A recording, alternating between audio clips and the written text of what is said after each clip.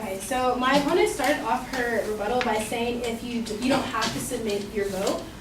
So I guess like the only way to come back at that would be then why do I have to come to the polls at all?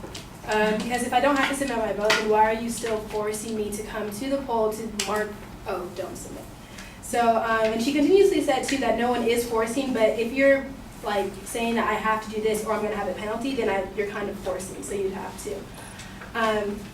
And also, she keeps mentioning with cost, saying that it's not going to, that it would lower the political's cost budget and everything. But as far as plans go with money, that's not true because according to Max Efron from the Washington Post, the candidates may not have to spend extra money on the dollars to get out to the vote, but politicians will still need to pay money for the staff, travel, and buy TV spots, and thus like they're now dependent still on us, like but we're still using our money for it. So although we might not be spending them like money to get them to the polls, we're still spending money for the rest of their candidacy, and then also for any polls or hiring of new people that would have to implement this law.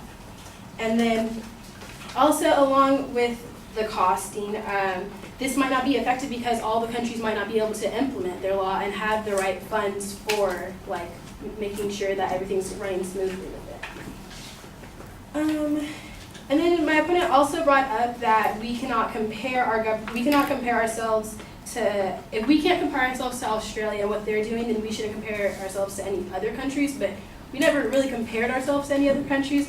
All that we had mentioned was that we can't see ourselves as Australia because we don't have the same government. In Australia, their voting system is different. Like at the end of the day, when they count their ballots, the winner takes all. Like you don't have electoral votes and all of that. So that's why you can't compare the two government systems because although it works there, they have a different system. So how is a different system going to work in one that we have? Like it's too much that you would have to do more research on it. And she keeps saying that, that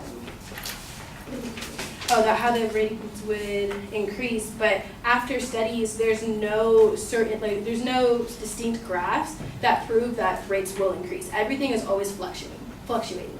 So even though they might have a high percentage of voter turnouts this year because it's mandatory, the next year or the next 4 years, they can go down. So it's always iffy, like wishy-washy, I guess. And